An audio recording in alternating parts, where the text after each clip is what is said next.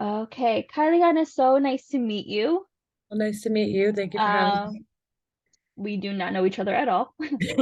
You No. responded to my post on one of the grief support groups, so Mhm. appreciate you doing that.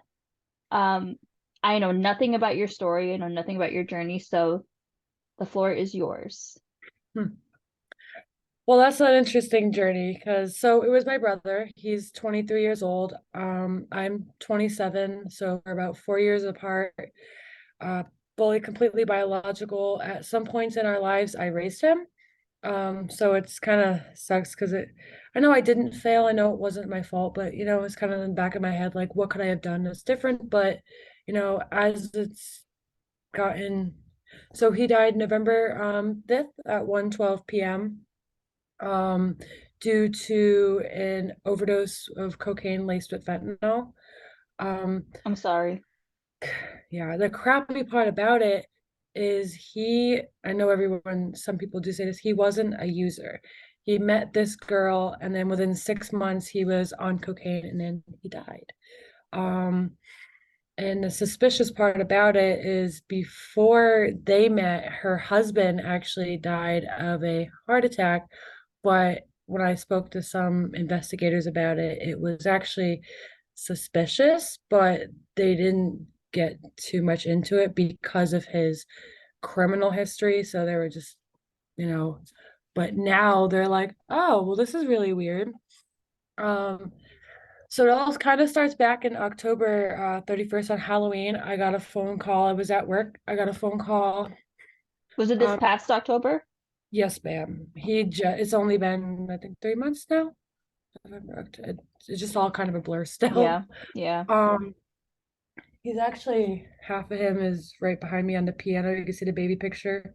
a little My bit, yeah. Yeah, that's half of him. We split him with our mom. Um, but So October 31st, I got a phone call from Woonsocket, Rhode Island, ICU, and I am a mass person. I don't really talk to anyone in my family. I don't really know anyone. It's just my husband and my daughter and like very close friends. So the minute I saw that on my thing, my heart just sunk because who else would it have been? I saw the voicemail because I had missed it within 2 seconds because I had just gone on break and I went to the restroom and I don't bring my phone to the bathroom with me.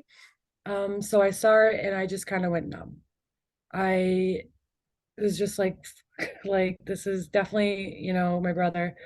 My boss ended up calling for me and she ended up having to kind of identify my brother for me over the phone. And then they told me that I needed to get there immediately to have someone drive for me and to not be alone.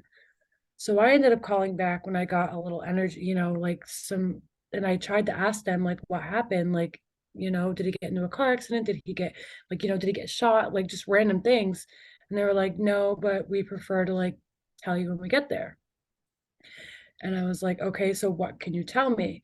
So she told me that he was on life support.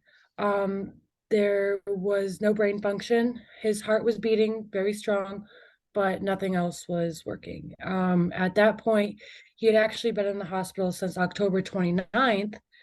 So he was alone for about 2 days until anybody was located. Instead of call or fiance, instead of calling me, she gave my information 2 days later to the junkyard, who then in return told the police, who then in return told the hospital, who then in return called me at work. And then the police ended up actually, while I was at the hospital, came to my house and my father-in-law answered the phone looking for me because they were trying to find someone.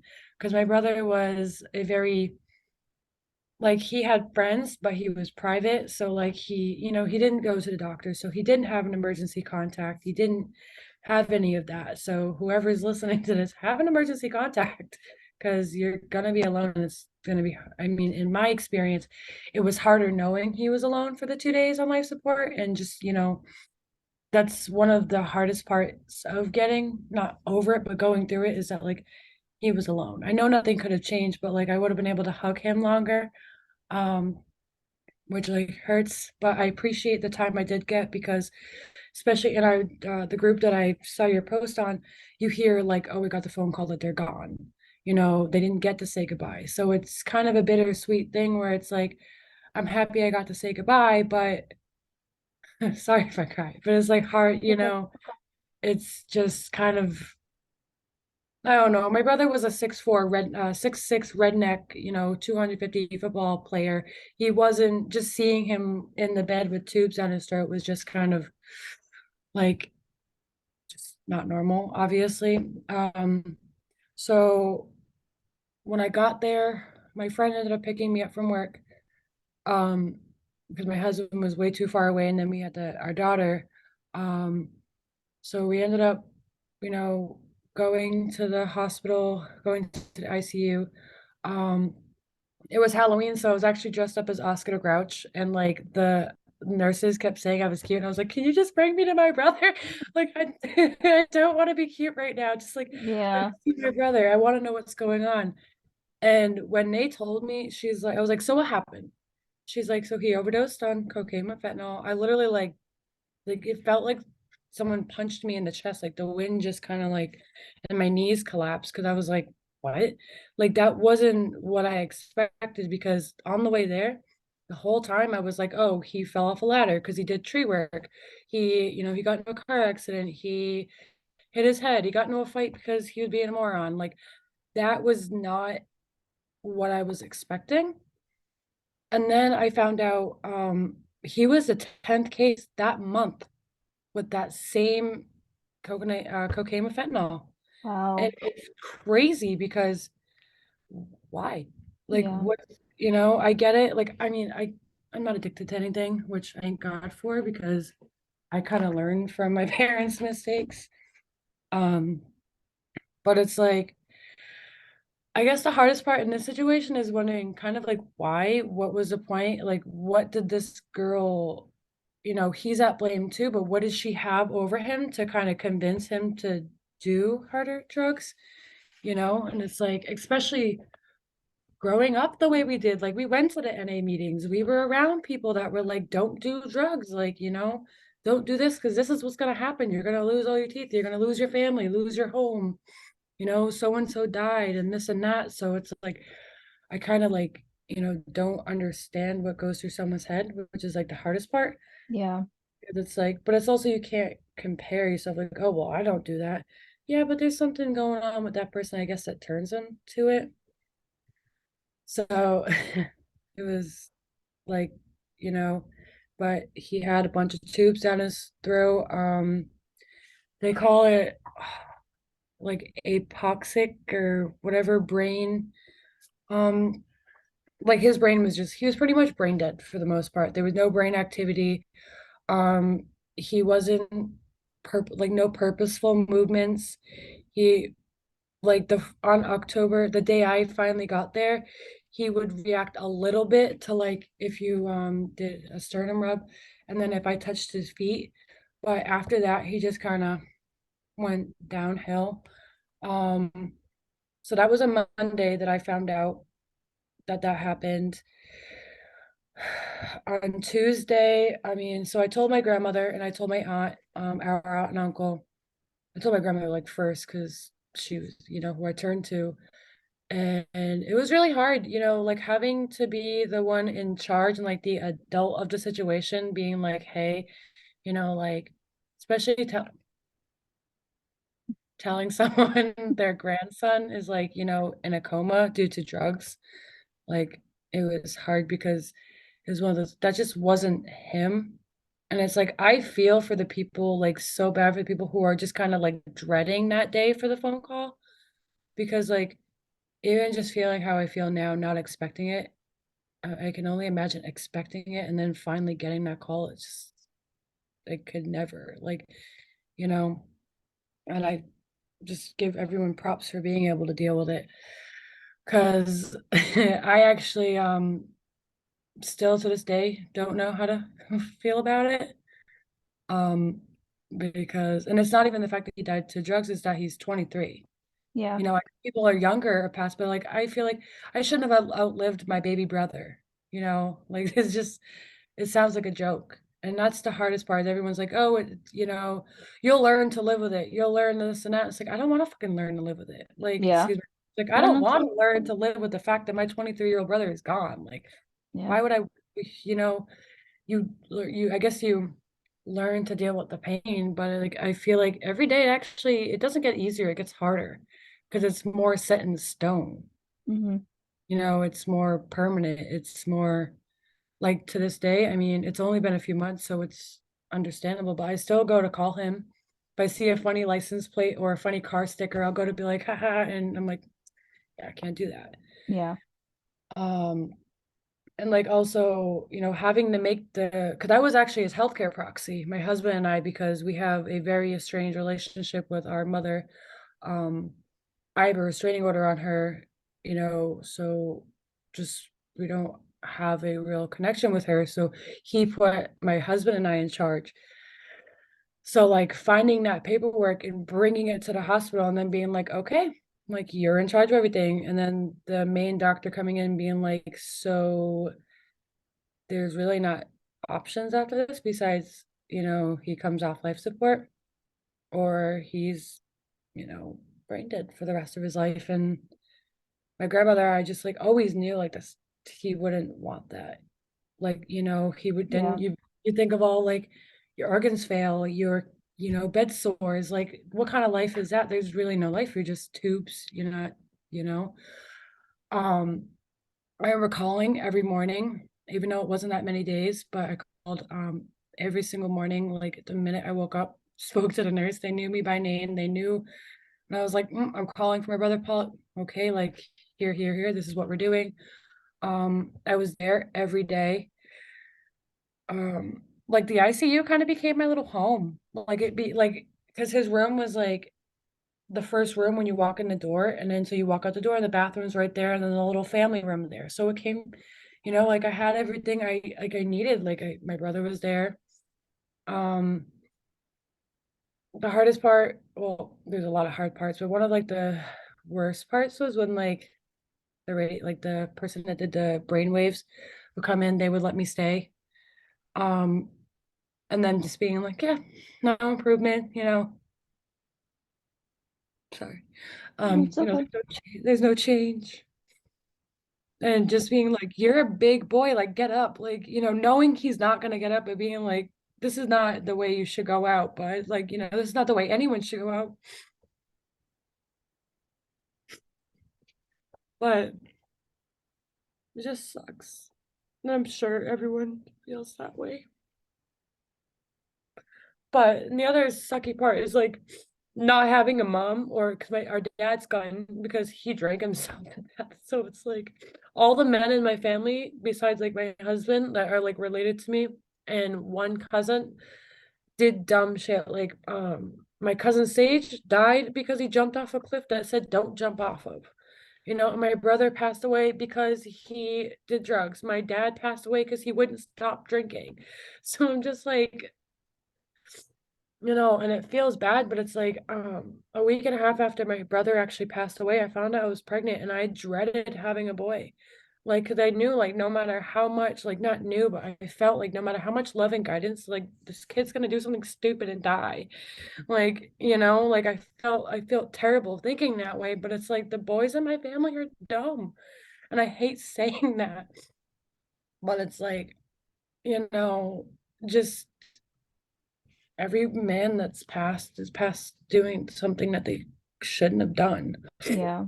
It's like, just listen, and um, so on Monday I found out he was there on Saturday. So he was there Saturday, Sunday, and then most of Monday by himself. Tuesday, we told my grandmother told our mother for us. And then Wednesday she came. And then my grandma went there, and then my grandmother, my Nana, so Elsie's mom, my mom's mom, her name's Elsie. I don't really like calling her mom, That's fine. so I'm gonna call her Elsie. Her mom showed up, and like the doctor called me and was like, "Can you please like warn the people that come, like he's not gonna like do anything, like he's not there, he's not doing anything on purpose." And I'm like, "What do you mean?" And I guess my Nana went there and was like, he's moving. He wants to wake up. He's gotta wake up, like this and that. And it's like, I understand you have hope. Like, I totally get it. But like, they told them, every visitor when they got there, like, he's not doing anything purposeful. Like, because I did tell them, I was like, you have permission to tell them what they need to know. Yeah. Like, don't keep out things like that. And um, it was just like hard having to be the adult and being like, just stop. And then I made it so she couldn't go anymore. And she's still like, well, I can't believe you said it. It's like, I can't believe you threw a tantrum. Like, you didn't listen to the doctors. They told you he's not doing anything on purpose, and then you made a big scene about him being alive. Like, don't you think that's hard for when a doctor's calling me saying that? Like, of course I want him to live and I want him to move and get up and be like, haha, just kidding. But like, he's not, and that's the reality we need to live with. We need to, you know, stop having the hope that we should have. And that's hard. It's hard to like feel like there's no hope, because the first day I thought there was. The second day is kind of when you common sense.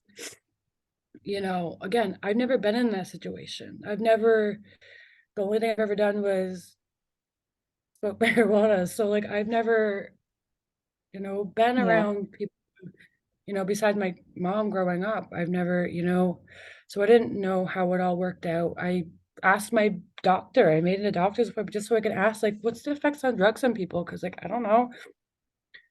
And then like there was 4 or 5 meetings with each doctor, the heart doctors, the neurologist, and this and that. And then on Thursday, um, Thursday we made up our mind. My grandma came down and we went to the hospital, and we made our decision that we were gonna take him off life support. And on Friday, so we let like people that were really close to him um come to the hospital to say goodbye. And that was when I called one of my close like friends that grew up with us, and then one of his and our close friend. Um, and then I shaved him because he had like a beard, like he was really messy. I fixed his eyebrows and I cleaned his face. We put like they had these shower caps that had like shampoo in them. I put one on him and like cleaned. I'm not a feet person, but I did his toes and like fixed his toes and like cleaned his feet and his legs and stuff. And then the nurse that had him that day was a gentleman, and I was like, "Is his downstairs cleaned?" He's like, "Yes, I was warned that you were coming. I knew what you like. I had a feeling you were gonna want to do this, so I made sure that was taken care of for you." I was like, "Perfect," because I don't want to do Yeah. that. I want to keep some things private. Um, so that was taken care of. And the funny thing about it is, I was shaving him because he had like, a full beard here, he had it around, and like he had like mess here. So I was cleaning up here. And I always like joked about him with him, like, shave it, just shave it all off. And he's like, no, like I've been working hard on this, blah, blah, blah, blah. And I was like, okay. So like one day I'm gonna shave it off. And he'd always like, get on me about it. So I jokingly was like, "Oh, I'm gonna shave your beard off." And I took like the razor, but I turned it around and I like did it. I swiped it. And like I know it wasn't on purpose, but you would like to think it was. He Yeah. like turned his head and he went like like turned his head from me and like we had like raspberries. And I was like, I was just kidding. You know, it was like you like to think that it was, on purpose, but it wasn't. But it was just perfect timing. Yeah. So um and it's like it's hard to be able to say like, hey, I shaved my brother before he died, but it's also like comforting because I was able to take care of him, like, before and got him ready. We called our pastor on Friday. Sorry, yeah, Friday, to give him his last, rites and all that. Friday was really, really, really hard. Because started gasping for air on Friday because Friday was the day they took all the tubes out and stuff. Um, they took it out around 11:30 a.m. Um, and around about 9:30, 10 o'clock is when, everything just he just started like gasping, and you could just it was you just like it almost wanted to like help him, because it was so like hard, and you wanted to like help him stop, but obviously I would never do something like that.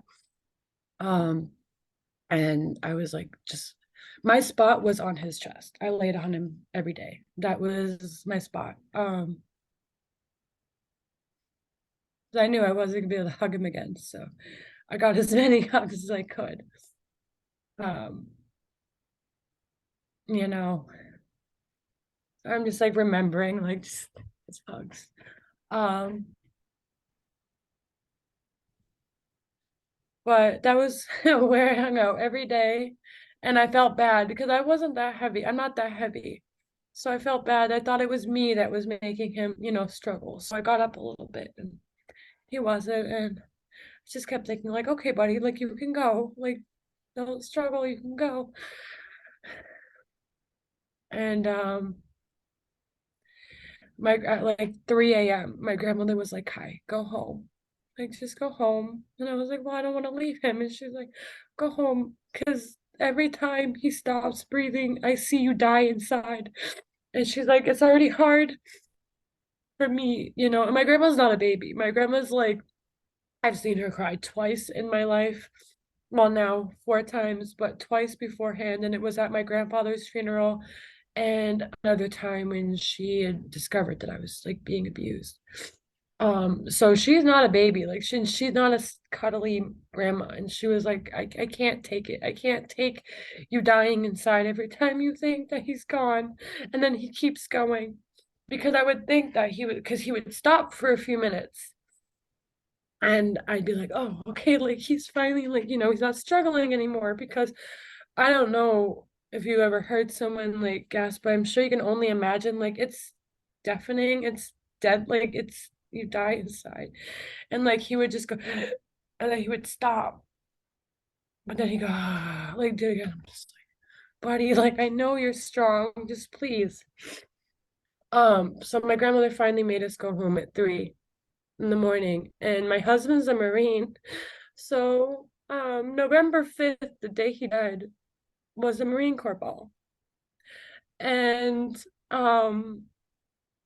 my husband had gone there to go hang out with Polly. And he hung out with him for hours. He went there early in the morning, and he was talking to me, like he called me and he let me like, give him like he FaceTimed me, and he let me like talk to him, and because he didn't want me to go anymore, because I was just like it was so hard. Um and I guess our other's boyfriend was there with them, and before my husband left, he called me so I could say goodbye, and I loved him. And obviously before I left that morning, I like, gave him squeezes, gave him kisses, gave him little hugs and loves. And 5 minutes after my husband left, I looked on Facebook, and our old guardian had wrote rest in peace. And I was like, holy shit, like I should be the first one knowing that my brother died. Like, why? So I called my mom's boyfriend. I called my husband, and I was like, babe, why didn't you tell me? He's like, what do you mean? He's like, Paul is still alive. Like, he's fine. I'm like, okay. And then I called Phil, and Phil, which is the boyfriend, and he was like, no, like he's fine. And I'm like, okay. I hung up with Phil. My friend's doing my makeup at the time, because trying to get me all pretty for the ball, because I felt bad, because I was like, I told him I'd go. We'd been planning this for years, for months, and I got my dress, got my stuff, and I got to keep my commitment to my husband because he had to go. Um, like not legally, but like there was like something in the thing that like if he didn't go, he could get in trouble, which is weird. But Yeah. so I felt like I needed to go, and I felt like I needed a distraction. And then not even five, my husband called and goes, okay, I'm leaving now. And I was like, okay. 5 minutes after he left, my friend, Elsie's boyfriend called me and said he's gone. And I just remember like expecting it, knowing it was coming, and being like, this is a joke, right? Like, you're just joking with me. And he was like, no, and he just started bawling. And I was like, I'm sorry, like, thank you for telling me, but I can't talk to you right now. Like, I need to go. And then my friend was like, I was doing my mascara, and I was like, stop doing my mascara, I'm gonna cry. And I just sat there and like I cried. And then like I had my one of my other friends, I was like, can you call my husband? And can you and then I was like, wait, I gotta call grandma. Like, and then I called my grandma and I was like, and she could just hear it. And she's like, I'm so sorry. And I was like, I'm sorry. Like, I was like, he's really gone. And I was like, now I don't have my brother. And I don't, the other part that sucks about it is my brother and I were always my brother and I. Like, no matter if I got into a relationship or not, like, because I've been with my husband since I was 15. So he's known my husband since he was 11. So, like, that was his brother. And, you know, my brother and I didn't have a great life. So we were always, besides like 1 year, we were like this, yeah, we fought. What brother and sister don't point me to one? And if Yeah. they don't, normal, or what sibling, and we struggled together, we grew up with our crappy parents, like, we got abused, we did all that, so like he knows me.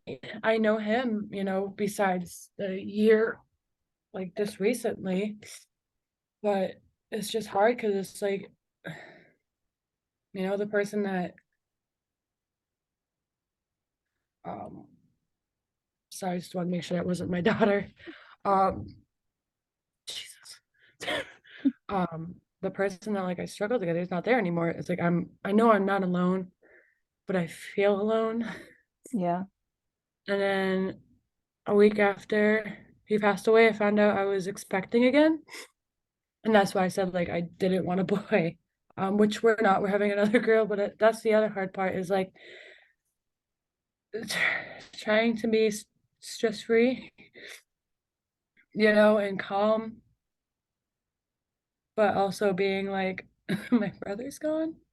Yeah. So it's like, but I want to share his story. I want to make it more simple because I'm really bad at telling stories. But, you know, I don't know. It's one of those things where just because someone's doing it, don't do it. Just because someone jumps off a bridge, don't jump off that bridge because chances are you might not make it. Like it's always a 50-50. And that's the hard part. Just never like just stop being a follower.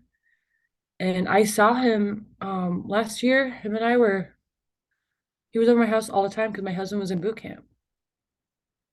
So he was like here all the time. And my daughter is 5. She used to call him Uncle Stinky, because he was like doing mechanics and tree stuff. So he'd have smelly feet. I don't know.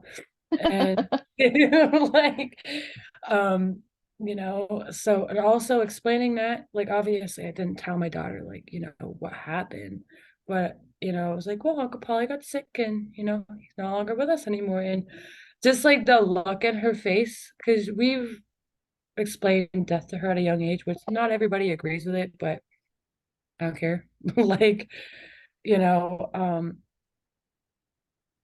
and she just kind of, well, so he's not gonna come over anymore? No, he's in the sky. Okay, so I'll be able to talk to him still, right? I'm like, yeah, but he might not be able to, talk to you back.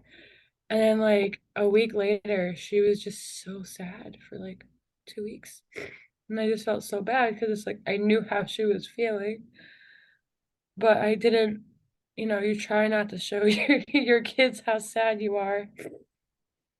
I Um, know it's I don't have a daughter, I have a niece, um, who was not even 2 yet when my sister died. So I get it. yeah. And that was it her mom? No. Oh, okay. Well, Yeah. that's good, I guess. Yeah. I mean, the bright In the side. grand scheme of things, yeah. Yeah, But it's like you don't know the words. I mean, I guess on the bright side. yeah.